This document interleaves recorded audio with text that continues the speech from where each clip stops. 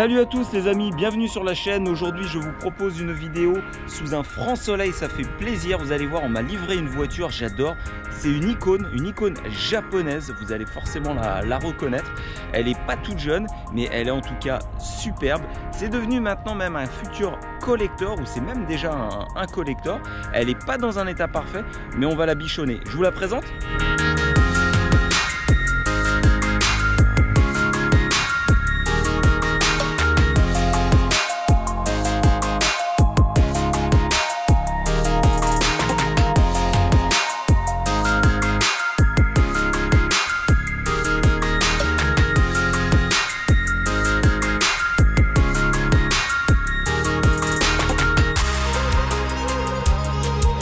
Et oui les amis, il s'agit d'une Mazda MX-5 NA, les toutes premières sorties avec les fameux feux escamotables. Leur surnom, les Miata, si ça parle aux plus aguerris d'entre vous, les fans de japonaises, et je sais qu'il y a une énorme communauté autour de cette voiture. Elle est superbe, vous allez voir pour son âge, parce qu'elle n'est pas de première jeunesse. Elle a 125 000 km, elle est en couleur blanc uni. Elle n'est pas parfaite comme je vous le disais, et le but, c'est de lui redonner un petit peu de vigueur sur le plan esthétique extérieur, intérieur. On va voir déjà ce qui a été fait.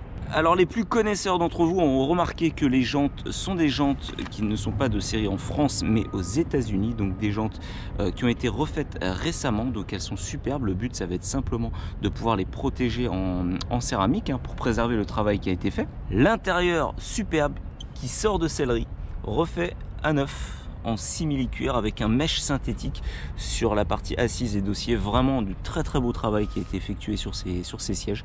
Donc le but de mon travail, ça va être de protéger tout ça, tous les éléments simili en vinyle, en plastique, ces beaux sièges également, la capote, les moquettes et les tapis de sol aussi, leur redonner un petit peu de vigueur à tout ça. Mais globalement, je sais pas ce que vous en pensez, mais moi je la trouve vraiment très fraîche cette MX-5. Alors la carrosserie, il s'agit donc d'un blanc opaque, un blanc uni, donc qui est quand même pas mal micro-rayé. On peut le voir un petit peu là au soleil, on le verra mieux dans le labo tout à l'heure. Pas mal de micro-rayures en surface, un voile terne, globalement elle manque pas mal de profondeur la teinte. On peut remarquer aussi pas mal d'oxydation ferreuse, du goudron en surface, donc on va voir un petit peu comment traiter tout ça bien sûr. Et puis derrière, écoutez, le besoin de la cliente, ce n'était pas forcément d'opter pour un traitement céramique très longue durée, c'était de pouvoir protéger la voiture quand même comme il se doit, parce qu'elle en profite quand même très régulièrement, et de lui donner en fait une seconde jeunesse pour éviter un travail de remise en peinture complète. Allez, me voilà à l'intérieur les amis, je vais la garer dans le labo pour y voir un petit peu plus clair. C'est un plaisir, franchement le temps est superbe aujourd'hui. Là je me verrais bien aller faire un petit tour avec la voiture. La position de conduite franchement elle est parfaite, on a l'impression que c'est un petit kart, le gabarit réduit comme ça, moi en tout cas j'adore. Écoutez, on met le contact. Alors regardez, là il n'y a pas d'électronique, on est revenu dans les années 90, une clé simple. Alors petite touche sympa aussi, le petit porte-clés Mazda 30e anniversaire, donc ça c'est quand même sympa. Puis regardez l'habitacle, c'est rustique, c'est sommaire, mais on va à l'essentiel.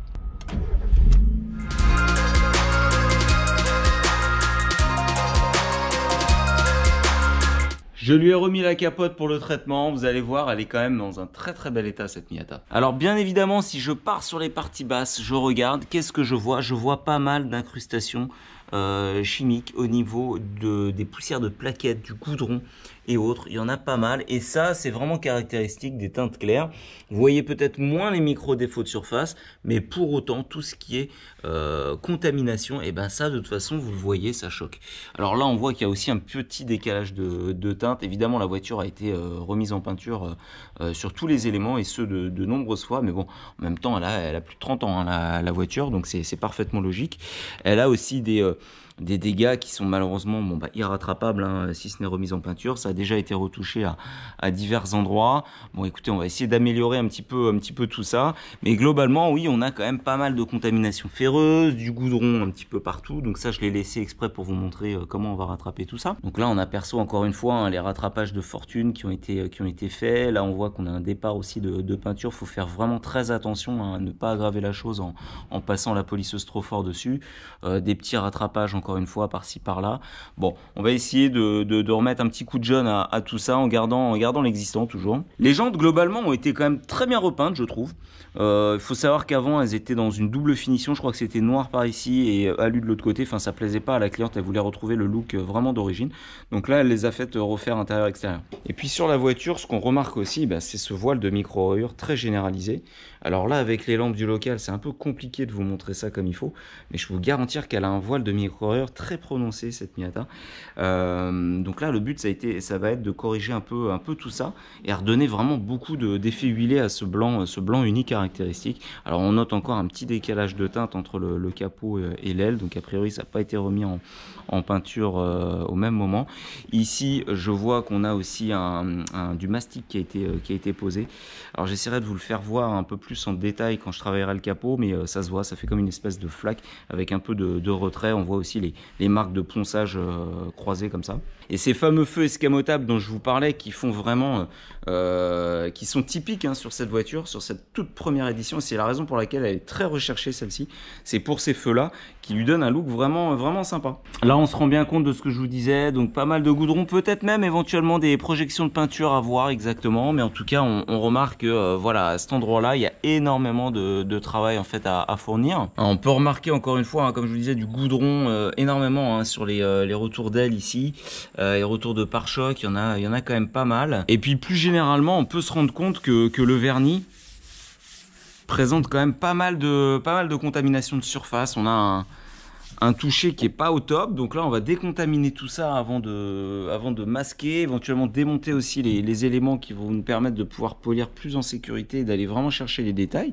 Et puis derrière on va s'attaquer au vif du sujet, à savoir la correction. Alors pour le goudron les amis, très simple, vous utilisez un anti-goudron tout simplement, mais celui-ci, donc le QDM Tar de la marque Giant est vraiment très efficace, moi j'aime beaucoup, vous l'agitez bien pour homogénéiser la solution et vous vaporisez directement sur le support, et là vous allez laisser agir suffisamment longtemps, donc n'hésitez pas à laisser agir 3 ou 5 minutes. Et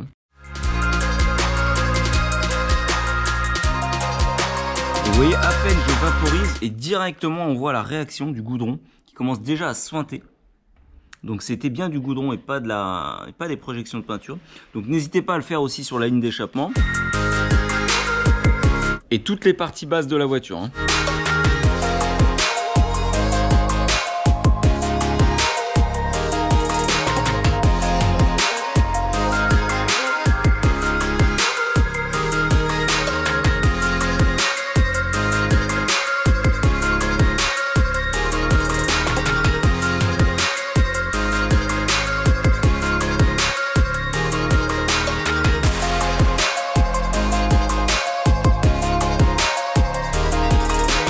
Une fois que vous avez suffisamment laissé agir, là on voit bien que ça sointe pas mal. Vous passez simplement un coup de microfibre.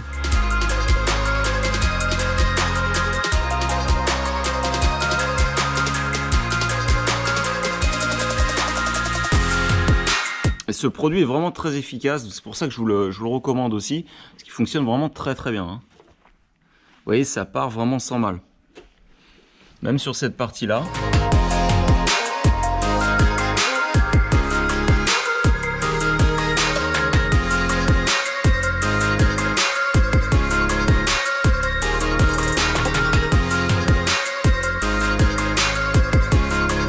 Et voilà, j'ai préparé la voiture, donc j'ai enlevé les divers éléments extérieurs qui allaient me gêner pour bien nettoyer, donc les feux, les catadioptres, les répétiteurs, les choses comme ça. J'ai masqué la capote également, elle est en parfait état, il n'y a pas forcément besoin d'appliquer un traitement dessus, en tout cas ça n'a pas été commandé par la cliente. Donc maintenant je vais passer à la décontamination mécanique. On a vu la décontamination chimique, l'anti-goudron, la décontamination ferreuse a été faite lors du lavage. Là, il me reste donc la décontamination mécanique avec la clé. Ça, vous savez ce que c'est de toute façon. Et sur une teinte blanche comme celle-ci, là, c'est essentiel. Puisque de toute façon, avec l'action chimique, donc les décontaminants ferreux, les dégoudrants, les choses comme ça, vous n'arrivez pas à ravoir absolument tout. Et ça se voit, quoi qu'il en soit, par rapport à une teinte foncée, sur un blanc, ça se voit directement. Donc, veillez bien à appliquer cette étape correctement et passez du temps. Passez autant de temps que nécessaire sur la décontamination mécanique. C'est indispensable si vous souhaitez après polir dans les meilleures conditions possibles. Alors là, pour la voiture, j'ai choisi une clé hard. Pourquoi? Puisque la voiture présente vraiment un voile assez rêche partout. Il y a pas mal encore de contamination que j'ai pas réussi à avoir en partie chimique. Donc du coup, il va falloir vraiment que j'opte pour une clé un peu plus forte. On aurait pu partir sur une moyenne, mais je vais gagner un peu de temps en utilisant donc une hard. Celle-ci, c'est celle de la marque Alchemy 7, la H7 en l'occurrence, avec un petit peu de lubrifiant clé. Et on est parti.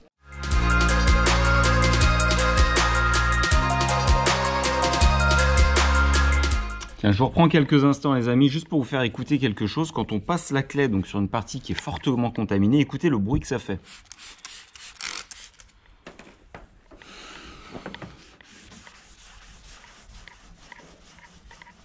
Voilà, il faut que vous travailliez en fait votre morceau, enfin plutôt votre segment, jusqu'à ce que vous cassiez complètement ce voile terne, hein, et ce voile rêche surtout. Ça y est, la décontamination est terminée les amis. Regardez, le bout de clé n'est pas forcément très marqué, c'est assez curieux.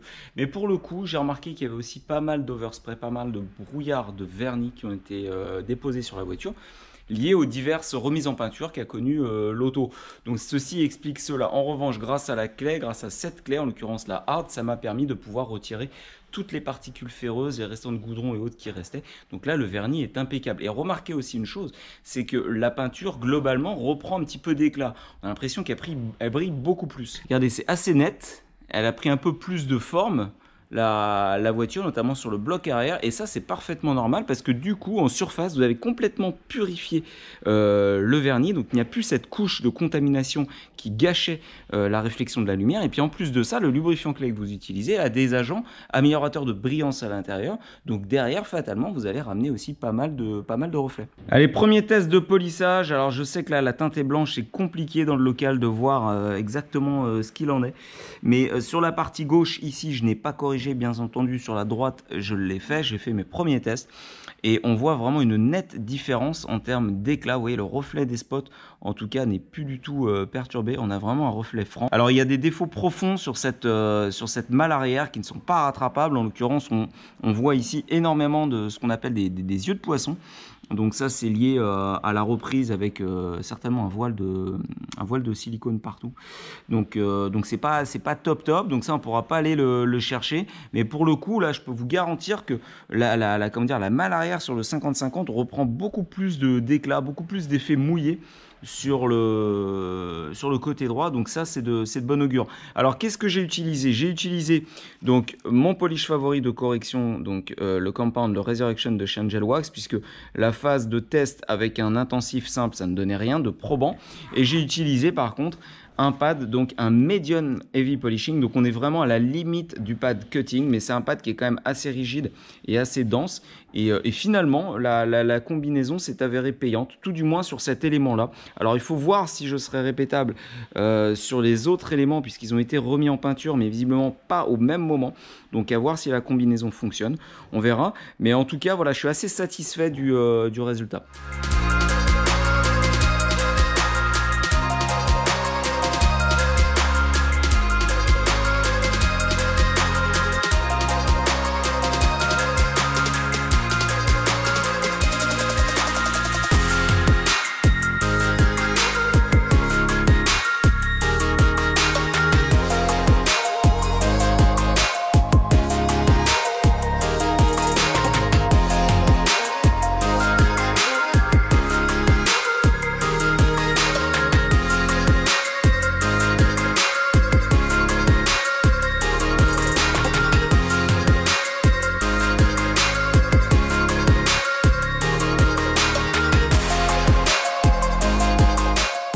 Bon, je vous reprends 2 secondes les amis pour vous montrer un petit peu l'avancée du travail. Alors j'ai traité le latéral droit. Regardez, c'est quand même beaucoup mieux. Alors encore une fois avec les lumières ça va être compliqué, mais on a beaucoup plus d'effet rondeur sur la teinte, un effet huilé, on a un toucher maintenant qui est absolument superbe. Bien entendu il me reste la passe de finition à faire. Alors gros travail hein, sur les parties basses qui présentaient quand même beaucoup de défauts. Il y a une particularité sur ces voitures, c'est que vous voyez sur la partie basse des portières, des ailes avant et des ailes arrière, vous avez un léger blacksonnage sur la peinture, donc un aspect granuleux qui est parfaitement normal normale et d'origine. La partie basse ici en noir a été rectifiée aussi. Moi, c'est à faire quelques petites retouches puisque la peinture a sauté vers le bas. Il y a des endroits qui ont frotté aussi, donc je ferai quelques retouches à la fin. Mais voilà, ça c'est une peinture en brillant direct. Rappelez-vous le brillant direct, donc ce n'est pas une teinte vernie. On a directement l'agent brillant et la peinture qui sont mixés. Donc quand on polit cette surface là, vous avez donc un transfert de teinte sur votre pad, ne soyez pas surpris. Voilà, et je voulais vous montrer un petit détail aussi sur les blancs comme ça, quand on les polit, mine de rien, vous voyez pas forcément, vous avez toujours l'impression là, comme le capot, que la teinte, certes, elle est un peu terne, mais elle est blanche d'origine. En fait, c'est faux. Regardez le pare-choc, j'ai avancé un peu sur le travail et j'ai fait un 50-50. Et regardez un petit peu la différence entre la partie droite, qui n'a pas été encore touchée, et la partie gauche. On a littéralement un changement de couleur. Bon, je suis pas encore fini, hein, mais je vous montre vraiment au niveau de l'avancement, parce que c'est assez flagrant. On a littéralement la partie droite qui est noire, qui apparaît comme étant noire. Ça, c'est toute l'oxydation de surface. C'est pas de la saleté, hein, comme ça. Hein. Ça, c'est littéralement tous les polluants extérieurs que vous pouvez récolter à longueur d'année, qui se logent dans le vernis. Et seule l'action de polissage permettra de pouvoir rattraper tout ça. Donc, tout l'intérêt de devoir polir un véhicule blanc quand même assez régulièrement. Certes, hein, la décontamination, c'est une chose, mais ça ne permet pas de rattraper ça. Seul le polissage le permet. Ah oui, et petit détail aussi, j'oubliais, vous voyez, le fait de pouvoir enlever tout ce qui est feu, accastillage extérieur et autres, permet vraiment de pouvoir nettoyer tous ces recoins là, vous voyez. Alors là, il y a de la crasse, certes, mais il n'y a pas que. Encore une fois, le vernis a pris pas mal avec le temps, donc il y a énormément d'incrustations diverses. Donc ça, une fois que vous allez bien dégraisser, que vous allez bien polir, vous allez retrouver cet état-là. Donc c'est-à-dire beaucoup plus probant. Alors certes, il y a des manques de peinture et autres, ça c'est quand on place les éléments, forcément ça racle un peu, mais pour le coup, le fait d'enlever tous ces éléments-là, ça permet d'aller vraiment au fond des choses, donc c'est intéressant de le faire.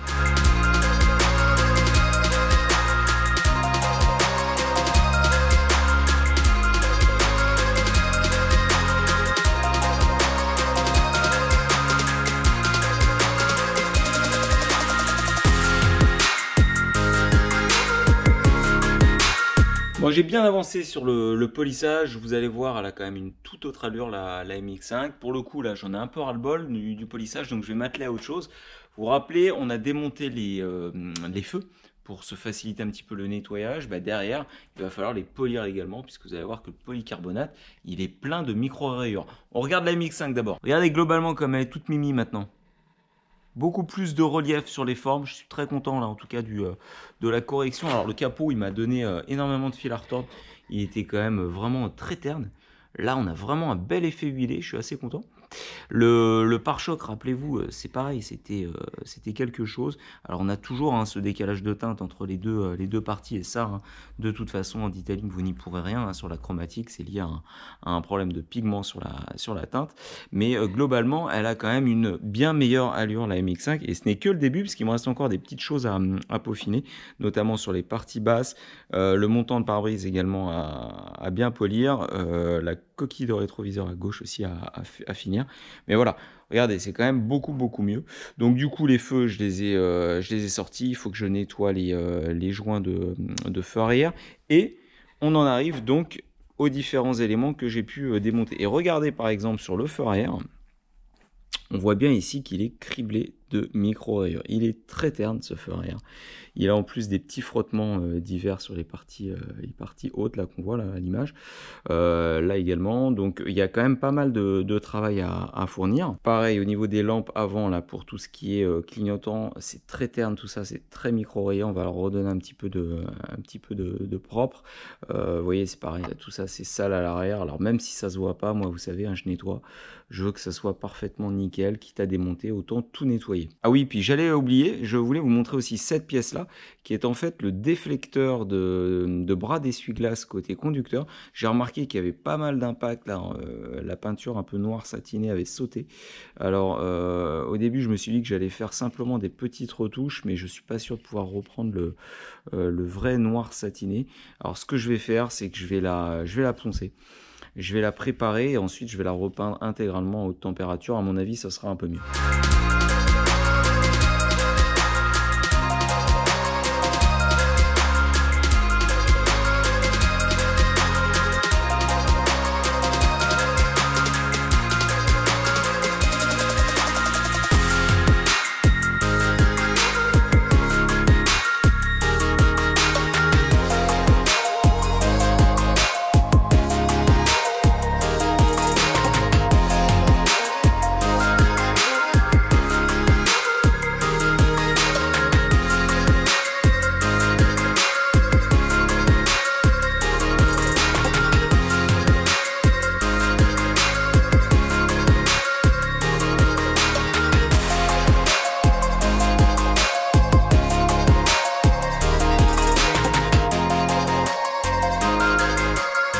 Salut les amis, nouvelle journée qui commence pour moi avec la Miata derrière moi.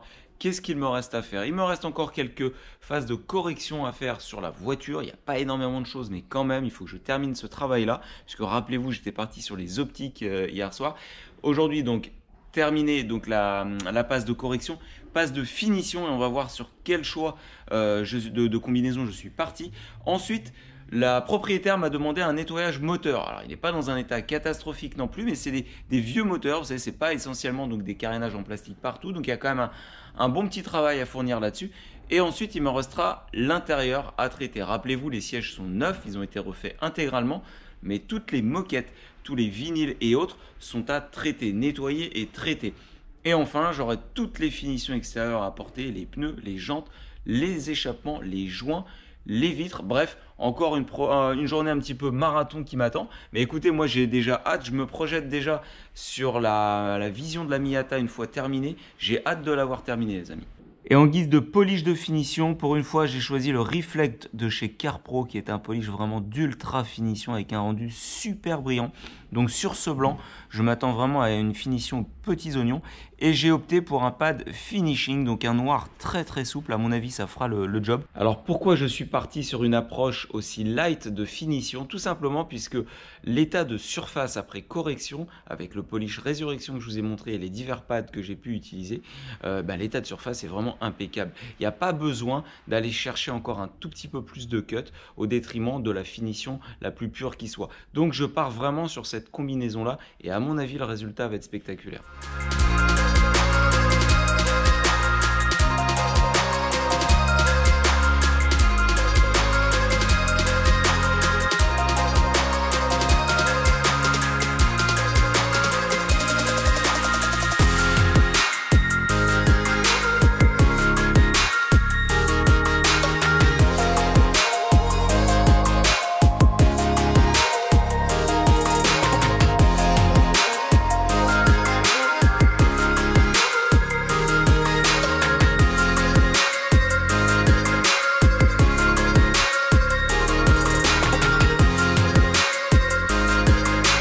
Bon alors j'ai essayé un semblant de 50-50 sur le seuil de porte.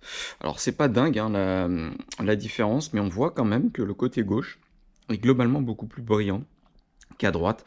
Faut pas que vous vous attendiez non plus de trop hein, du polissage des métaux quand ils sont vraiment marqués comme celui-ci. On peut ramener de la brillance certes, par contre les défauts, les rayures profondes et autres, ça malheureusement on peut pas grand chose. Mais globalement dans le résultat est quand même très correct. Tant qu'on est dans les parties métalliques les amis, je vais m'occuper du silencieux, de la gamelle, puisque je la trouve vraiment terne, un peu passée. Il y a un peu de travail à fournir là-dessus. Pareil au niveau de la canule, vous voyez, elle a quand même bien chauffé là, donc on va s'en occuper, on va leur donner un petit coup de jeune.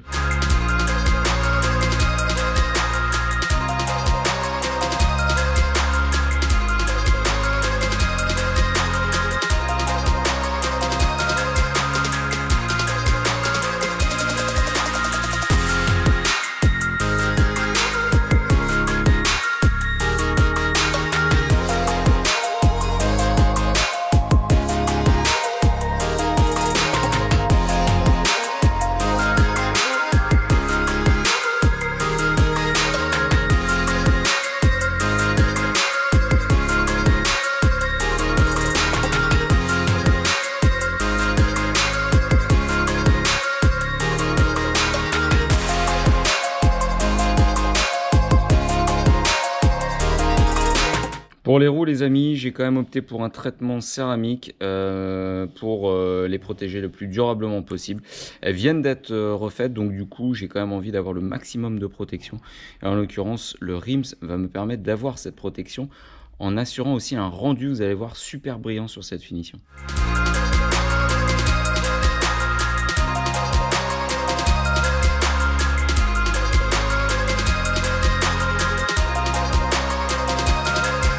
On on avance les amis, les roues c'est terminé. Maintenant je vais changer un peu, je vais partir sur la baie moteur. La cliente m'a demandé un nettoyage moteur.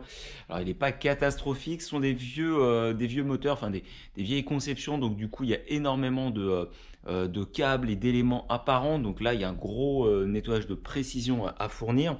Donc je vais cleaner tout ça, gros coup de dégraissant, nutrition des durites, des plastiques. Je vais polir aussi l'intérieur du capot moteur, parce qu'il est, il est quand même pas mal attaqué. Et puis on va regarder à la fin ce que ça donne.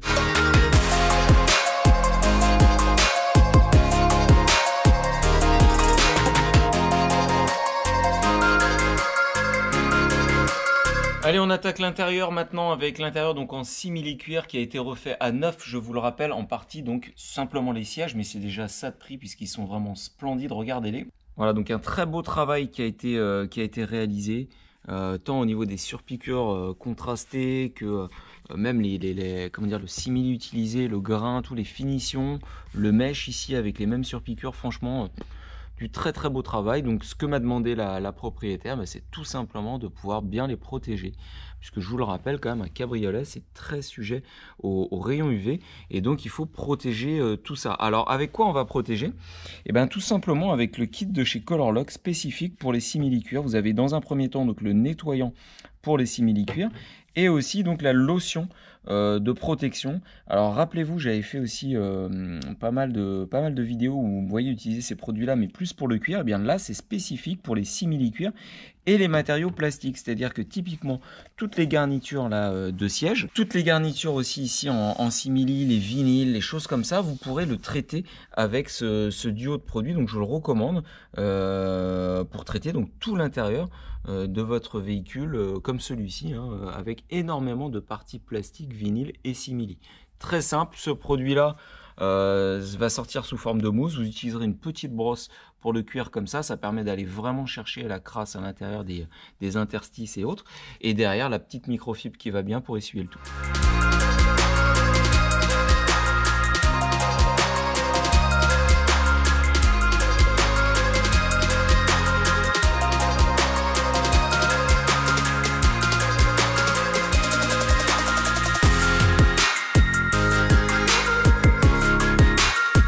Tiens, je m'apprêtais à remonter cette pièce-là. Vous vous rappelez celle que j'ai repeinte tout à l'heure, je vous l'ai montré en haute température, en satiné. Et du coup, je suis très content parce que en fait, c'est la pièce qui vient là. C'est le déflecteur au niveau de l'essuie-glace. Et je suis très content parce que en fait, la peinture match complètement avec celle du bras d'essuie-glace. C'était un peu l'inquiétude que j'avais. J'avais peur qu'elle soit trop mate, soit au contraire trop brillante. Et pour le coup, on est parfaitement raccord là. Donc je pense que la propriétaire va être très très contente en tout cas.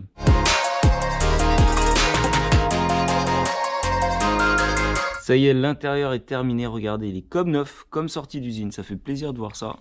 Elle est toute belle la petite Miata. C'est vraiment une ambiance quand même ce tableau de bord. Je sais pas ce que vous en pensez, mais très roots, mais on apprécie. Les sièges sont donc traités, protégés, ils sont prêts à prendre le soleil. Injection, extraction des tapis, des moquettes, nettoyage du pédalier bien sûr, donc les plastiques, tout ça on a vu. Voilà, l'intérieur est terminé. Dernière ligne droite sur la Miata, je passe aux protections maintenant. Alors le choix est un peu cornélien. Je ne sais pas encore véritablement sur quoi je vais partir, mais j'ai sorti pas mal d'options possibles. On va les regarder ensemble et je vais faire mon choix. Je vous rappelle, la cliente n'a pas souhaité de véritable traitement céramique. Elle veut rester sur quelque chose de plus simple, notamment pour la partie entretien futur. Bon, j'ai sorti plusieurs formules. La première, on partirait donc sur une cire à la Carnauba chargée en PTFE, en téflon. Donc la Shield de chez Swisswax, que j'aime beaucoup, c'était une cire qui donne un rendu très sympa et qui autorise quand même une très grande facilité d'entretien grâce au téflon qu'elle comporte. Donc ça, c'était mon premier choix. Deuxième choix, un traitement synthétique que j'aime beaucoup, donc le Hybrid Liquid Ceramic Wax de chez Meguiar's. J'avais pu le tester sur une vidéo où je l'avais posé sur le véhicule de ma compagne et j'en étais agréablement satisfait de ce traitement, tant en termes de durabilité qu'en termes de rendu et surtout pour sa facilité d'essuyage. Vraiment assez dingue, donc une très bonne option. Un de mes classiques, le DGPS de chez Wolfgang, que j'aime beaucoup, qui est malheureusement maintenant disponible uniquement pour les professionnels, mais qui donne un look aussi vraiment superbe avec une bonne durabilité. Et puis, j'hésite aussi à partir sur la fusion de chez Autofinesse, qui est une cire hybride, donc mi-carnauba, mi-synthétique polymère. J'aime bien pour le look vraiment typé carnauba qu'elle laisse. La durabilité, pour autant, est un petit peu en retrait. Donc je l'ai sorti quand même pour me laisser un peu le choix. Mais voilà les 4 produits sur lesquels je me pose la question. Et en réalité, après mûre réflexion, je pense que mon choix va se porter sur ce produit-là de la gamme Meg, le Hybrid Ceramic Liquid Wax. Pourquoi ? Puisque pour moi, c'est le parfait compromis sur une formule synthétique facile à appliquer, facile à essuyer, donc qui ne me laissera pas de défaut parasitaire sur cette teinte blanche laquée très fragile. Et en plus de ça, j'ai quand même une excellente protection dans le sens où la formulation est infusée à la céramique aussi un tout petit peu. Donc on a une durabilité encore nettement meilleure que le DGPS, encore plus que la fusion et bien sûr plus que la Shield. Donc pour moi, le meilleur choix sur cette Miyata, compte tenu aussi du cahier des charges de la cliente, c'est ce produit-là. Donc je vais partir là-dessus.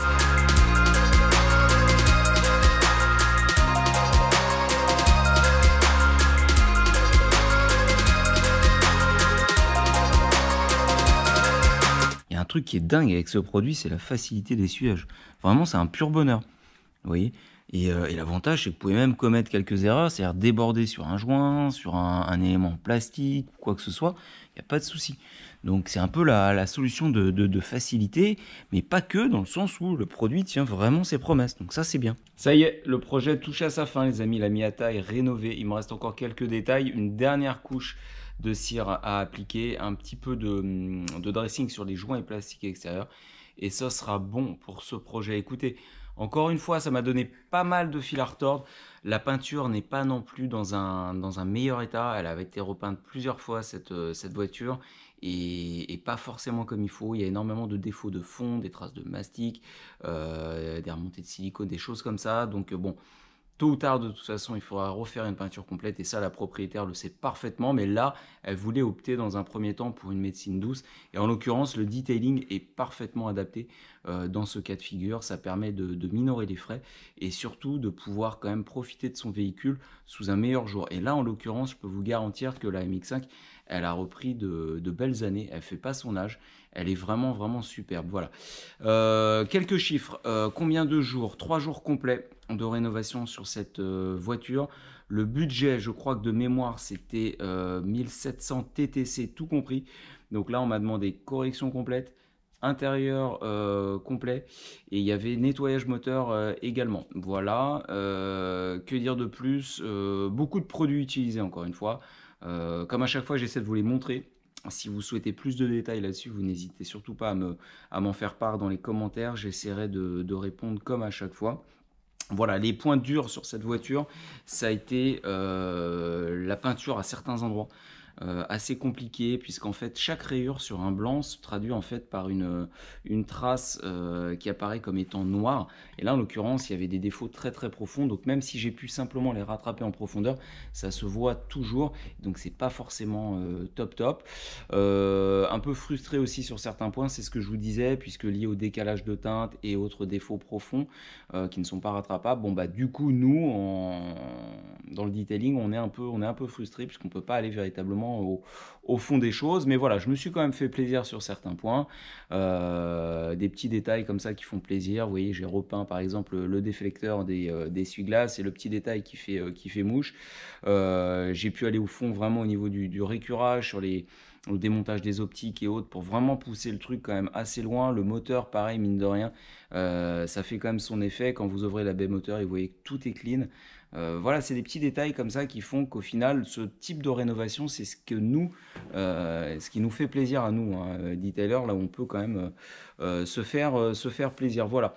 En tout cas, j'espère que cette réalisation vous a plu, les amis. Ça change un peu de toutes les Porsche et autres hypercars que j'ai l'habitude de vous montrer. Vous voyez, je vous écoute. J'ai décidé de tourner cette vidéo sur une voiture un peu plus pas dire populaire, mais en tout cas moins prestigieuse en termes de valeur. Et puis je sais surtout qu'il y a une très très grosse communauté derrière, les fans de véhicules asiatiques, de japonaises notamment, et de celle-ci, la NA. Je sais qu'il y en a beaucoup, beaucoup. Donc j'espère en tout cas que ça a pu vous ravir. Voilà, n'hésitez pas à commenter, à partager. On se retrouve très très vite pour de nouvelles vidéos. Ciao!